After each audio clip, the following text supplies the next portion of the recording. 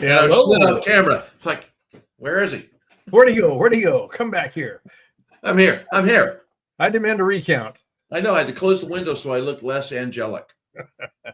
Hey, I've got all of this light coming in. I'm just really washed out today. Washed out. What? No, please don't let it happen. You got color. You live in Southern California. That is true. That is true. And I Yeah. spent a lot of time in the sun. Yep, I'm up here in the Seattle area, and I'm rusting right now. Yeah. That's what this color is. It's rust. What happens? I live a mile from the beach, and I'm out there all the time. There we go. It's good. What are we talking about today, Dr. White? Well, we're talking about, so this is third installment of our conversation around scaling. Scaling. You know, we've talked about, we have used that scale word for all the powers of use that we've done so far. And it's been fun to kind of just stop and talk about the components of scaling. And then today, you know, and then we'll cap it off with kind of a recap of all three of them. But this is an episode, leaders. If you're watching or watching this later, go back and listen to the two episodes on. You should listen to all of them, by the way. Absolutely. But listen to the shameless plug. But listen to the two episodes on scaling, and then this one along with it, because it really talks about the mindset of the things that you need to have in place. So that's our day today. This will be fun. Yeah, and we've touched on this a number of times, but you know, scaling is the entrepreneur's holy grail. How do I scale this? Oh yeah. And the way that it happens most typically for a lot of folks is I'm going to just scale harder. I'm going to do more of what we're already doing. I'm just going to do it bigger and better and faster. And watch me. It hurts. Yeah, so watch me. What we're looking at here is how do you scale smarter? Not just harder, but how do you scale harder so that the hard is not as hard as it oftentimes is. Yeah, it's fun because it's that thing indicative of where, matter of fact, I was on talking with a company this morning, and not a client, but just a company, giving them some advice. There's a difference between advice and coaching. Advice is free, so giving them a little bit of advice. But we were talking about scaling, and it's exactly that, Blaine. They were talking about, they went up like a pop bottle rocket. For you young people, that's a piece of fireworks. But the pop bottle, they went up and then got there, plateaued, and then started and then last year their revenue decreased. It's like, well, we doubled like 2 years or 3 years ago, and now we're here. And there's this, one of the things that I love this series around is we talk about, so how do you turn that into a sustainable event? So it continues on. So you're not, it's not a one and done kind of a thing, because it will plateau and then that J curve, and then you kind of go, wow. Yeah, how did I get here, and where did I? Yeah. There's gravity. There's gravity. It's gravity. Exactly. Could be. And as we're doing this, I'm still waiting for 3i Atlas to come back from the sun. So maybe we'll find out, see what's going on there. Maybe we'll get some aliens. I'm not sure what's happening. But that's a rabbit hole that we could real quickly go down. So, and who cares about scaling? Let's talk about aliens. Let's talk about the Atlas here. Okay, we're going to talk about scaling, though. We're going to jump into this. So let me pull the slides up. Let's do it. There we go. The power of you. This is who we are. Yeah. Blaine Bartlett. Me. He's Blaine. Doland White. I'm Doland. I'm not sure where he's at on the screen, but I'm here. Okay. So 4 big leadership blind spots. Oh, when we start looking, leadership is about causing movement. It's the kind of movement you get generated as a consequence of your leadership practices makes a difference, because it can be going backwards if you're not careful. And even more nefariously, it can go sideways and it'll look like you're making progress. You're quickly making progress in a direction you shouldn't be going. Exactly. Which is so that's the illusion of progress. Awesome. But that we'll talk about all these as we kind of unpack all this. But the fear of missing out, that FOMO. What am I missing? Yeah, if I get too focused on this, what am I? There's an opportunity, squirrel. No, get back here. Yeah, come back. Hello, come back. Yeah, and then emotional reactivity. that whole thing, and we've talked about this before, but Yeah. a lot with our clients, between react and respond, different to take a breath, get that zen like moment, but that emotional reactivity that occurs in there. There's a actually a saying. Paulo can never get his last name right. Paulo Coelho. He's a lyricist, a novelist. Wow. But he's, if you're brave enough to say goodbye, life will reward you with a new hello. So this idea of the lack of renewal. Yeah. We're going to hold on to what we've, let's hold on. Yeah. Part of what scaling smarter entails is being willing to let go of stuff. Right. What got me here won't necessarily get me there. You have to be very novel about it. Nobody's ever said that before. And very true. Yeah. Not at all. Not at all. So this is one of my. I always love this part of the conversation. Yeah, the conversation. Love this part where we talk about symptoms. We just, it's in just a preamble always is. Look, leaders. When Blaine and I, we talk about notice what you're noticing, and as a part of notice what you're noticing, it's noticing symptoms. What are you looking for? And we notice that in ourselves, our lives, the things going on around us, but it's being in tune. And so the four roadblocks that we just talked about, notice, here are 4 symptoms, right? The first one's too many priorities, not enough progress. There's the symptoms there, right? When your focus is scattered, the team is going to be scattered. They're going to mirror you. And because of that, I love this line, energy leaks. That's an image in my mind. Yes, it's just energy leaks, and there's no Pampers that can fix that, by the way. That leak is bad. So energy leaks through misaligned priorities. So that when you're in that mode and you are, the other parlance for this, I was thinking about that this morning, look at the slides, Blaine, is firefighting, right?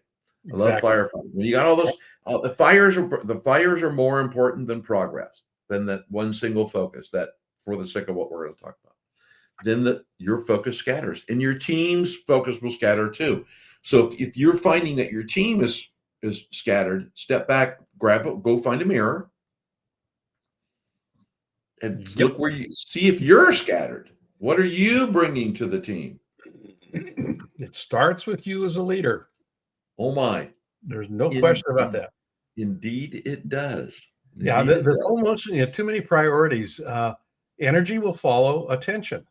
And if you've got scattered attention, if you think of energy as a resource, which it is actually, I mean, it's what drives things.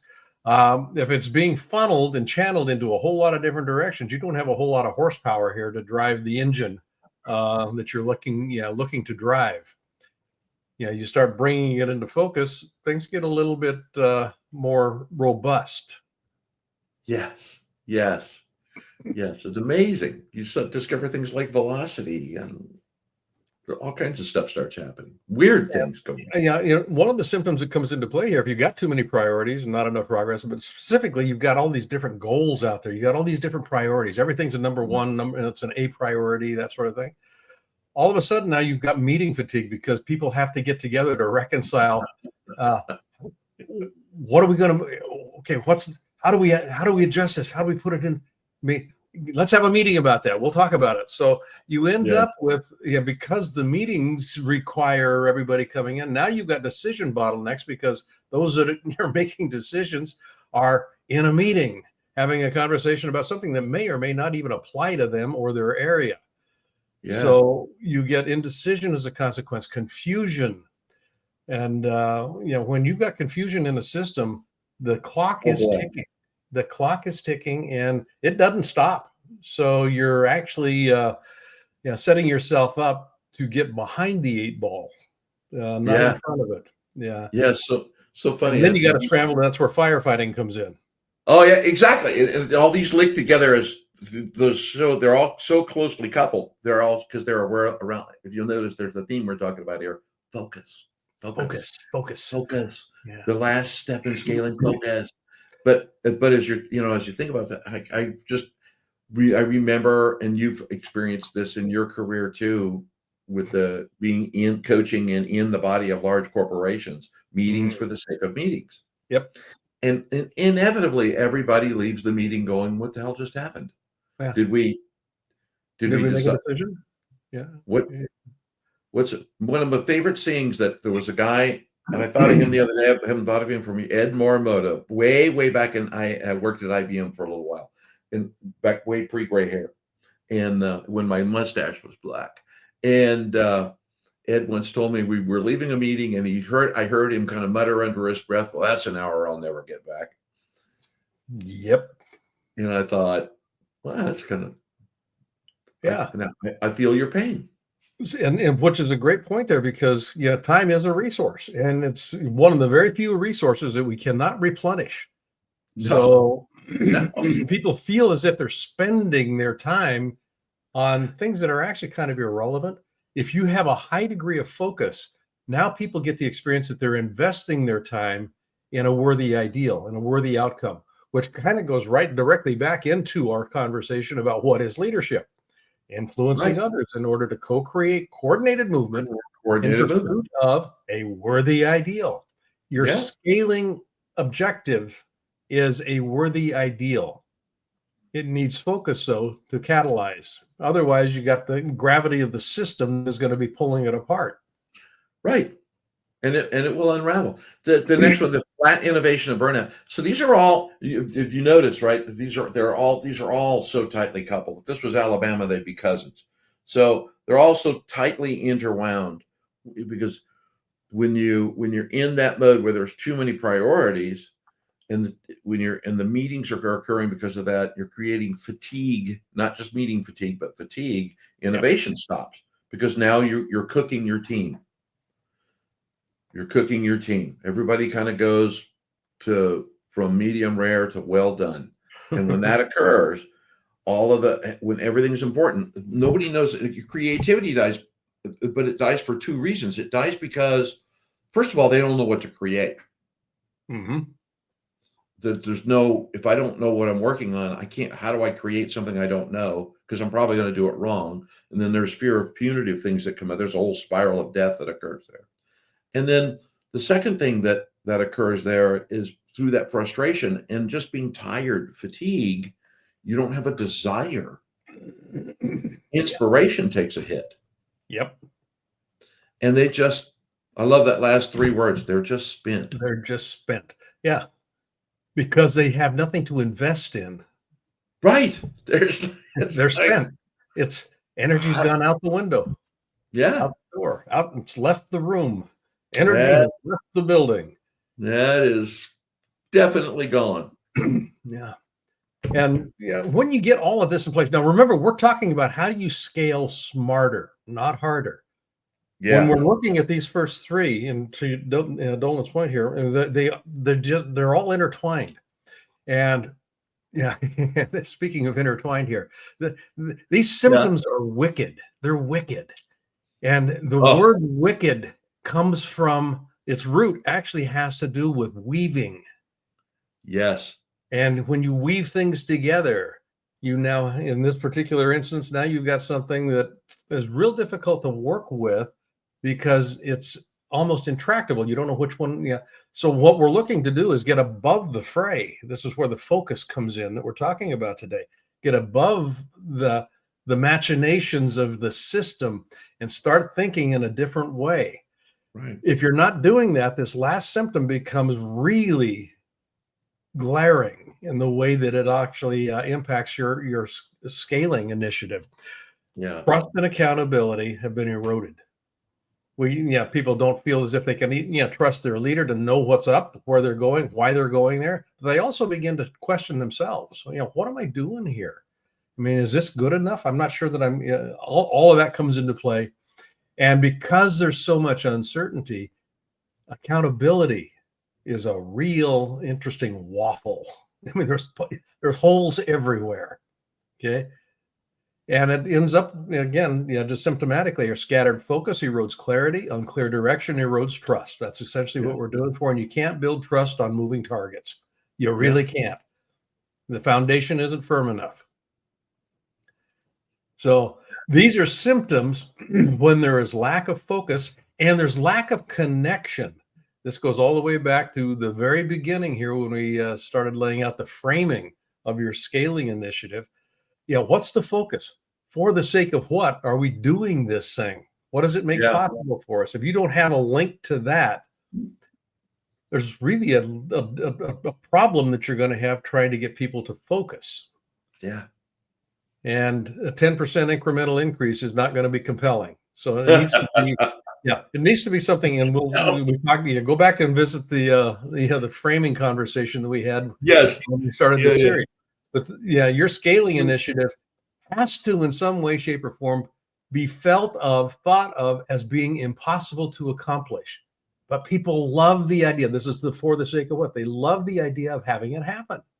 Right. When you have that inspiration, now you have a way to keep people focused. Without that inspirational link to that big thing, you don't have a focus. You don't have a target to focus towards. That's right. It is that impossible dream. The dream. I'm going to sing here. Yeah, we won't do that. We won't do that. You want to do the first part of this one? So when you Leaders Cause movement, stated that right up front here, the kind of movement that you get is really kind of crucial to what results you end up with. The way we've defined leadership, and this is in the work that we do in our coaching with executives, our consulting with the organizations that we work with. Leadership is the activity of influencing. It takes command and control out of the game. You're looking at inspiration, not motivation. Influencing others in order to co-create. We're in this together. What's it? Well, what does this make possible for you? What does it make possible for you? I know what it makes possible for the company, but that's not enough. It's got to be chunked down. Co-creation. Tell me what you think of this. Tell me how it fits for you. Co-creating. When you get co-creation in place, now you have a target. Then it's a question of how do we coordinate ourselves in order to achieve that coordinated movement? Because if it's big enough, you're going to be moving into territory you've never been before. Right. So there's no cue card. There's no there's no footsteps on the dance floor to follow along with. You've got to make it up as you go. So how are you going to coordinate yourselves? How do you agree to disagree? And all that kind of stuff comes into play here. And it's all in service of this thing that we call a worthy ideal. And the worthy ideal, this is the paradox. It's not the vision. It's not the goals. It's not the objectives. It's the answer to what matters. Why is this important? What do you get to have, do, or be? What do we get to have, do, or be? What does the company get to have, do, or be that we wouldn't have access to if we didn't do this, if we didn't go there? That's what we're looking at with this. Yeah, I love that. It's, again, hearkening back to a conversation this morning. One of the things that came out of the conversation, there was just a passing sentence, and the passing sentence was, the people, X people in the body of our organization don't know their why, and everybody's disconnected. Yep. And as a leader, that worthy ideal. That's why I love talking, and I had an opportunity to just talk for a couple seconds about this with them. It's that concept of this is that inspirational piece. This is what gets you out of bed. This is what lights your fire every day. And when you don't know that, then your self-value is impacted. All kinds of things happen. So it's fun. It's fun for us to come here and talk about this, and then kind of go, I just talked to somebody about this. So Stephen Covey, one of my favorite guys. Stephen R. Covey. Stephen R. Covey. Yeah, sorry. Yeah. Stephen R. Covey. We got to get the R in there. The main thing is to keep the main thing is to keep the main thing the main thing. I had forgotten about this quote. Yeah. Yep. Yeah. He's got, I had a long conversation with him, about a year and a half ago, I guess it was, The Speed of Trust, his book, The Speed of Trust. Just talking about that. He says, great book. When it comes to trust, people need to have a focal point. They need to know that they can count on something. The main thing is to keep the main thing the main thing. Pretty simple. Yeah. This is the best definition I've ever seen about focus. What do you mean focus? I loved it. Here's what focus is. Yeah, this kind of this is that conversation you and I had early this morning around we forget what we forget. We forget what we know. Mm-hmm. And simple, right? Complexity is the enemy of execution. When you think about that, thank you, Tony Robbins. When you think Yes. about this, when you think about the main thing is to keep the main thing the main thing. And as a leader, it's such a pure statement because it gives you what do I need to do? Yep. What is it that I'm doing? And then how do I keep it in focus? In Those one sentence. One sentence right there. Main thing. Yeah. Keep the main thing the main thing. All right. What is focus? What is focus? This is what we're talking about. Yeah, it's funny because I love this quote that I found this opening quote. Focus is not what you look at. It is what you commit to act on. Mm-hmm. And it's such a powerful statement because I was thinking, Blaine, around that. It's like a lot of people focus on, I'm looking at this, at this number, or I'm looking at this. It's what it is not that. It is what I have committed to act on. Yeah. Yep. And in commitment lives trust, accountability, communication, all of that stuff lives inside of that little tiny word, commit. And when you think about it in that term, and I love that the way that gets framed, there's so many things that go on in organizations, and distraction comes into play here. If you've got this background question, what are we committed to act on? Well, I know that needs addressing, but we're committed to acting on this. So when you get that in people's minds, when you get it in their bodies, we're committed to acting on this. That we'll get to that, but that we're not going to get ourselves distracted here. Yeah. If the house isn't burning down, we're going to keep focused here right now. We'll keep an eye on that, but that sort of thing. Yeah, and I love that kind of the back half of this, which is why it's very rarely do we bold words on these slides other than the leadership definition, but to embody, which means to internalize it, to make it intrinsic. To embody focus, a leader has to operate from a different level of consciousness. Mm-hmm. And there's a lot of strategy, tactics, vision, the how to go do scaling. And this whole series we've talked about, I love kind of as we wrap this up around focus, it is that conscious effort, a different level of consciousness. Mm-hmm. What is my mindset? So I embody focus. I become focused. One defined by clarity, and one of my favorite words, courage. Yep. And calm discipline. And that last piece, discipline. When you think of if you think of your organization as being a field of energy, if your hair is on fire, you're disrupting that field of energy. You're perturbing it, and you got some different, all of a sudden when perturbation is going on, people get distracted. Another metaphor would be a boat moving through a marina. Yeah. You're creating a wake. You're creating a wake. If the wake is too big, you're pissing people off. Yes. Yeah. So you want to be able to do this. And that's what focus engenders. But when you embody it, things can go sideways, but you're still in this kind of this state of equanimity. It's kind of like, I got that. Great I'm word. aware of that. And here's where our focus is. This is what we're acting on. Right. Yeah. Great word. And that takes work. All of that one little paragraph, there's a lot of work that goes. That's a lot. Anyway, we could go on forever and ever just on that, those two sentences. So you want to do this one? I'm going to just start with the end in mind here. The mindset that comes into play here, if it's not clear to myself, if it's not clear to my people, it's not ready. Ready, fire, aim is not what we're looking at here. Focused leaders reject confusion as a badge of importance. Yeah. It's kind of, when you think of just to parse that sentence apart a little bit here, confusion is not a badge of importance. Oh, I've got to come in here and save the day.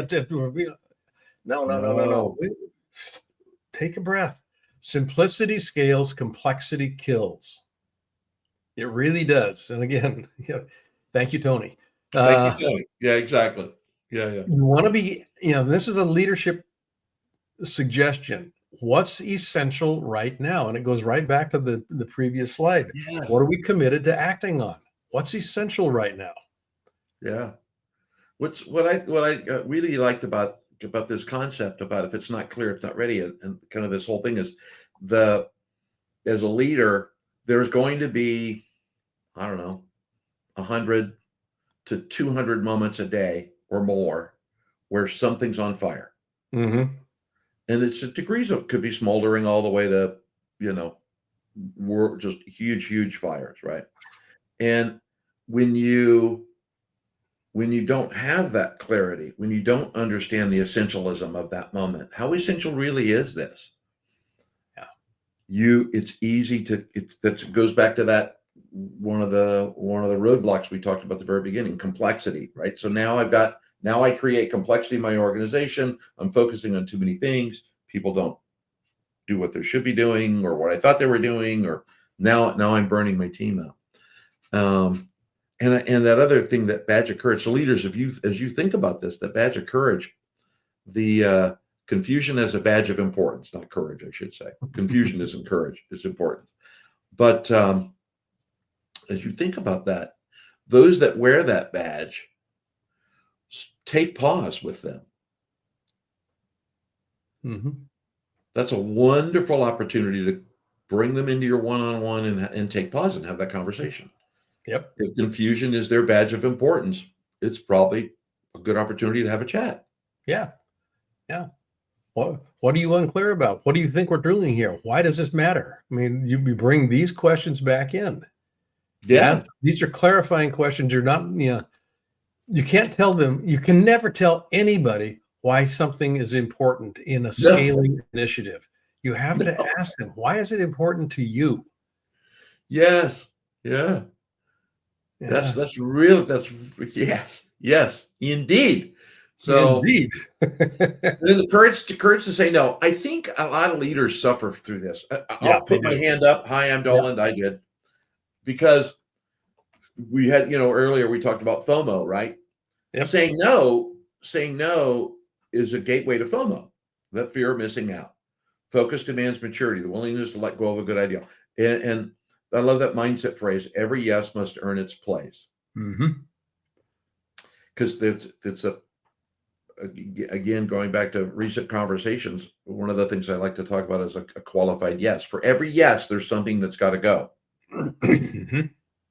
There's a yin and yang to that. Yep. And as a leader, one of your jobs, because you said this, Blaine, earlier, and this is important, that leaders create movement. Yep. And one of the important things in movement is creating a no. No is a movement. No is not a stop. It's a redirection. Movement. Yes, it is a movement. Yep. And so therefore, a lot of leaders confuse, well, if I say no, then that's a stop. Well, it is not. To your point, it is a redirection. It involves movement. So go ahead. No, I was just saying, and it's a reinforcing move because going all the way back to I'm committed to this. What's the action I'm committed to? So every yes earns its place. Well, that place is, what are we trying to do here? If I say yes to that, does it take me away? Does it take us away? Does it take you away from this? Yeah. Are we in alignment? Is it congruent? And by the way, there's a whole power of you out there we do on decisions. I think it was a 6 power of you series. Yeah, there were 6 of them that we did on that one. Yeah. This was happened to be one of those, but the courage to say no. Saying no is very important. Yep.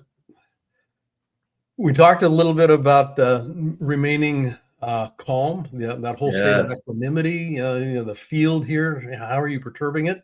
Focused leaders manage their state before they manage their schedule. You're going to have meetings. You're going to have stuff going on. Before you come into the meeting, if your hair was on fire at the meeting you're just walking away from, can you and how do you First of all, yes, you can. But the second question, maybe an open one. How do you Yes.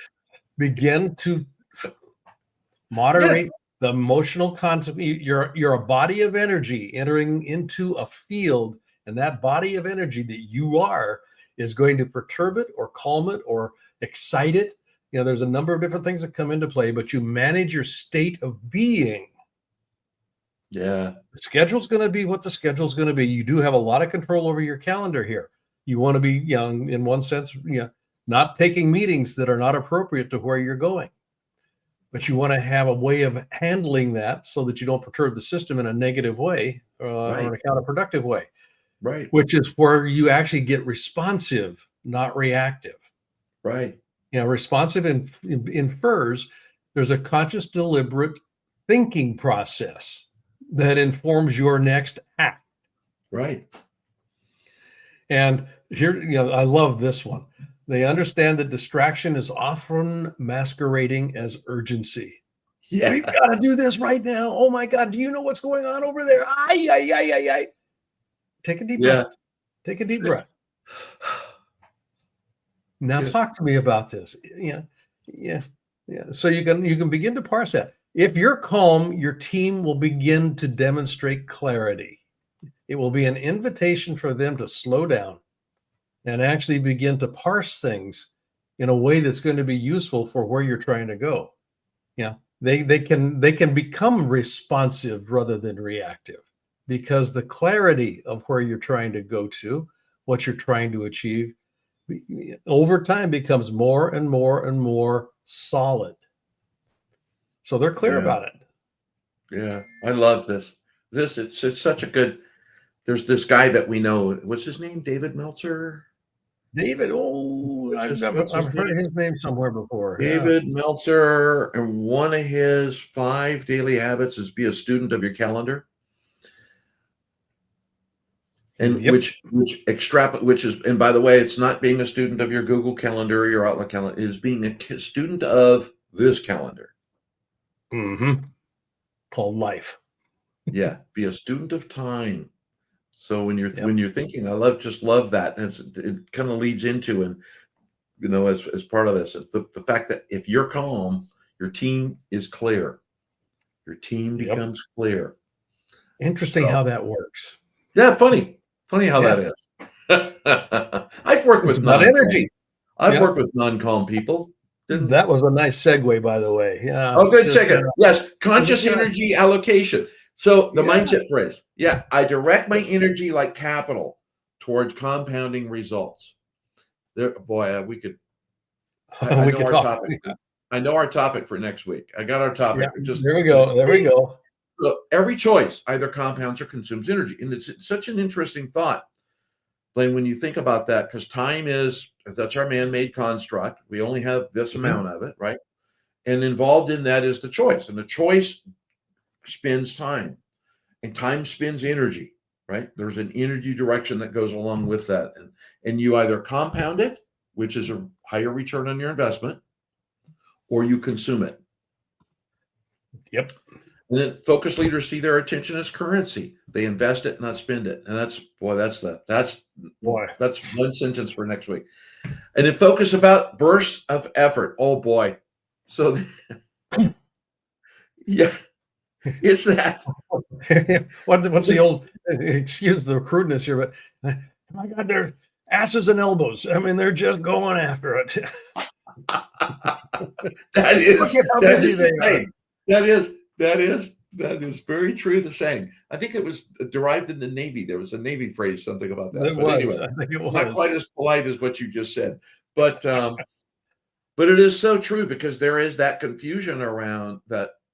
That focus does not mean that I'm going to immediately go do a high burst of effort, because that's a distraction. Yep. Now you've lost focus. Right? It is about that sustained rhythm. And as we've kind of talked about it with the other slides, but all of these things there's nuances to each, but they're also very, very closely knit together. Direct your energy like capital. And that means that as a leader, as you're thinking about how am I spending my time? How's my team spending their time? How are we and not just time, but there's a lot of other things that define energy. But as you're moving that energy forward, am I compounding a result? As you scale is about compounding. Yep. In its most simple definition, means I'm compounding a result while not investing more capital. So how do I get a bigger result at the same money I'm spending today? That is scale. Growth is, in this parlance, financial is, I'm going to spend a buck to make a buck. And there are times in your company's career, you're going to do that. There's a reason why you do that. But scale is, I need to compound my capital investment to get to a higher result. So, and think about your energy, since this whole conversation is not about the financial side, but mindset. Think about it from an energy perspective. How do I direct my energy so that I compound a result? What can I do to create elegance? Yeah, elegance. Minimal unintended consequences. Yep. Yep. Then you get to velocity. So, You know. So here we go. Here's our There recap. Yeah. We've never done this before. No, this was kind of cool. I like the way that this actually came together. I love graphics. It made me think about, what the hell have we been talking about? Okay, we probably should talk about this. Well, number one, this is a 3-part series. The first opening was around framing your scaling initiative. Yeah. How do you frame it? By framing, I'm talking about context here. That gives meaning to what the content is that you're actually going to be utilizing to grow. Framing is about seeing differently what's in front of us before we do things differently. And I was talking to an old friend the other day, and she had been talking to a mentor of hers about scaling her business, and they were looking at doubling their growth, and they had doubled their growth the previous 3 or 4 years. Each year it's been pretty good. I mean, doubling your growth is a pretty good deal. Right. And the mentor that she was speaking with at the time said, well, you already know how to do that. I mean, I'm not sure that you're really looking at scaling as much as you are incrementally growing. Scaling is about a transformation. And a transformation is about moving into places you've never been before. How about if you triple your growth? Well, we don't know how to do that. That's the point. We don't know how to do that. That's where scaling has its magic. As far as generating inspiration and creativity, innovation, when you start thinking about stuff that you don't know how to do, but you would love to have it happen. Yeah, and the work that we do, the Doland and I do with our clients, we call these sort of initiatives goals. Yeah, goals that grow us. And that's their purpose, is to grow us. It's not necessarily to get to the promised land, although that's certainly very nice, and everything that we do is about getting there. You want that, sure. But you want in front of that grow the idea of expansion, new learning, getting to places I've never been before in ways that I've never gotten there before. That's where we begin to redefine who we're becoming and the future that we're building ourselves towards. We are not the same today as we were 5 years ago. If we are, something is very, very wrong as a company and as an individual. We need to be continuously in expansion. That's what framing is about here when we're looking at scaling. And then you start thinking about, what happens when you scale that way, when you begin to frame that way. The floor all of a sudden gets to be a real interesting conversation. Yeah. And I love that when we were talking about the floor, it's just the aspect of, you don't rise to your goals, you rise to your standards. And it goes back in line with seeing things differently. These are all so very, very tightly coupled. Yep. And it is not, we talk about this frequently, Blaine, which is people will only give you what you're willing to accept. They will rise to the level of expectations that you set for them. Yep. Right. So and it's a law. That's how we work. It's immutable. So very rarely not immutable, I should say. So when you think about floor think about the kind of goals. And I love the example you gave, Blaine, around doubling a business, right? It is that unknown. So rise to the goal, set that goal, build that goal, and then create a system and a floor, the habits, behaviors, keyword, right? And systems that support that destination. Build that. If it was construction, I'd say pour the cement. Yep. You're not building a frame, you're pouring cement. Pour the cement that supports the platform that you're building that frame on. And that frame is create those habits and the behaviors that which means as a leader and as a team, things change, behaviors change, habits change. And that's the floor that shifts. When you have that big thing out here that you're moving toward, that let's increase by 3x rather than 2x. Let's increase by 10x. What? Right. Are you crazy? All of a sudden, the floor has to come up. And by floor, this is, what are we standing on? Well, we're standing on this level. You're going to get, only, the kind of results that foundation will provide. You raise the floor, all of a sudden, expectations are different. Behavior, you start to behave today as if that future were already here. What would that behavior look like? Talk today as if that future were already here. What would that speech look like? Yes. Interact with the vendors in a way that is indicative that the future was already here. What would that behavior look like? All of that stuff. That's the new floor. That's the new floor. It elevates your baseline. Yep. Who are you? When the baseline is elevated, you're rocking and rolling. Yeah. What that requires, though, is focus. Yeah, which we just went through all the focus. So we're not going to read it to you, but. No. But those you want to keep people focused on what's important. Pay attention. So, what are you doing? Somebody get the duct tape. So, but when you look at these three pieces as they come together, frame, see differently, bring your floor up, and focus. When you look at those three things, the impact is, yes, you scale. Yes, there are things you do to scale, but the impact is sustainable success. Yep. Because it doesn't, when you say we're going to 10x our business, 10x is not the end. You don't get to 10x and say, well, I've done frame, floor, and focus. I don't have to do anything else. Frame, floor, and focus. It's hard to say 3 F's in a row. Yeah. I'll do that. You get to that, then that is embodied in your culture. Yep. So as an organization, that becomes interwoven into the very fiber of your company, and you move that, and your people and your teams and their lives, and that continues. And that's where you see that success, that sustainable success, that ability to grow without losing connection. Yep. Because when you're doing that kind of growth, and I kind of go back to Paolo's comment, if you're brave enough to say goodbye to what is, life will reward you with a new hello. Right. And build that into the culture. That's what you're looking to do. Build that into the culture. So, at some point when you get close to the promised land, people look around and go, well, what's next? Right. What's next? Yeah. And know as a leader, not everybody will make the journey with you. Absolutely. And that is okay. It is definitely okay. That is okay. But those are the three parts. And this was a tip of the hat. So a little secret behind all this conversation. So Blaine and I talk about scaling all the time. There's a guy named Dr. Benjamin Hardy, and he's got somebody else named Blake Erickson, but I know Ben.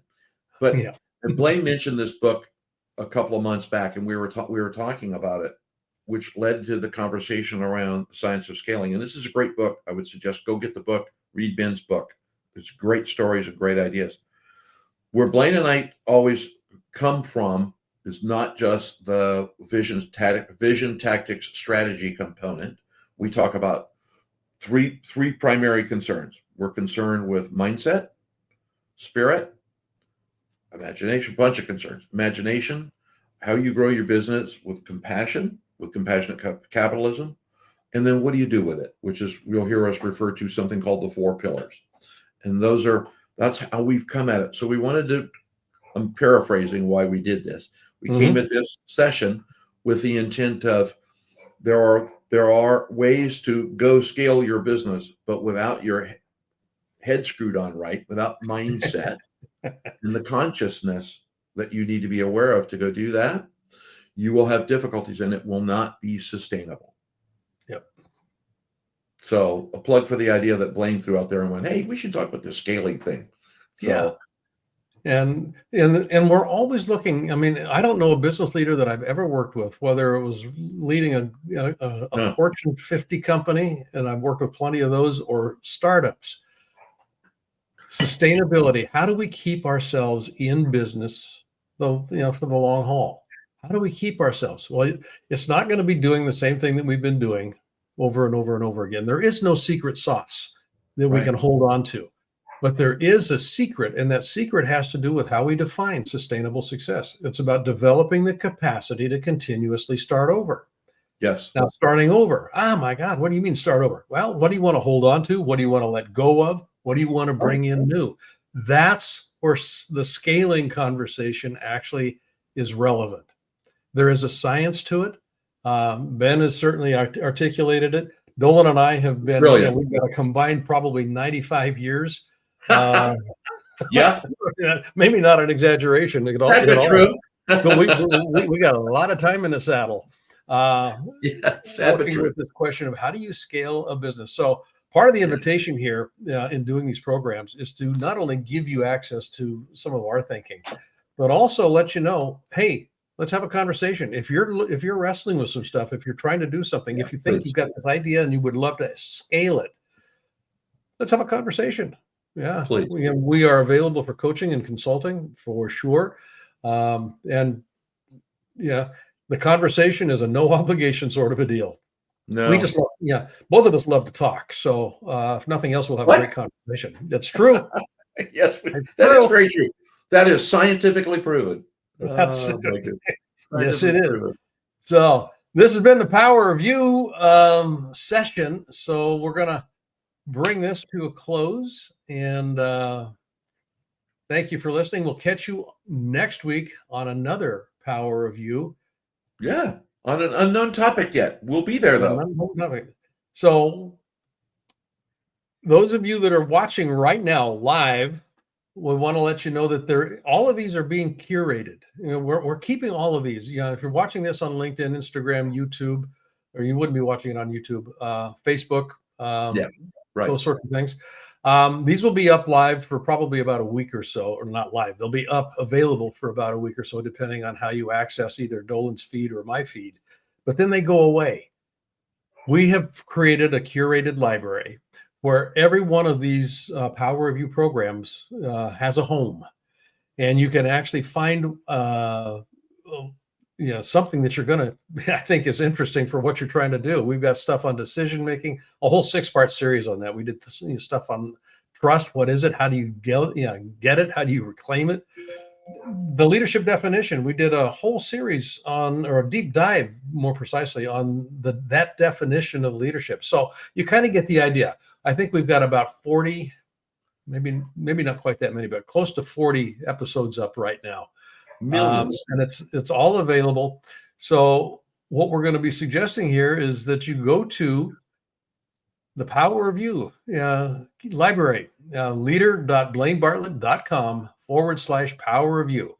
And you will find a sign-up page there. It's a nominal fee. We're adding to this library all the time. So absolutely feel invited, not obligated. Feel invited to poke around. And if it looks somewhat compelling, like I said, it's a nominal charge. It keeps us in bread and butter, pays the hosting fee, that sort of stuff. Just about. But this is being added to every week. There's a new video going into this library every single week, and you get the whole library for one small little investment. That's right. And share the library. Share the library. Dr. Bartlett? Part of the reason we're making this available here, just real quick, is if you've got a team of people, hey, pull one of these out of the library and have a conversation about it. Show it, and because they're about 45 minutes long. something like that. Yeah. Have it as a conversation starter in your organization, and it can provide a pretty easy way for you to get some different thinking in place. So Yep. again, thank you for listening. Dolan and I thank you greatly. We love doing this stuff, and Yes, we did. hope you have found this to be a useful day. Dr. Bartlett? Dr. White? See you later. See you later. Bye.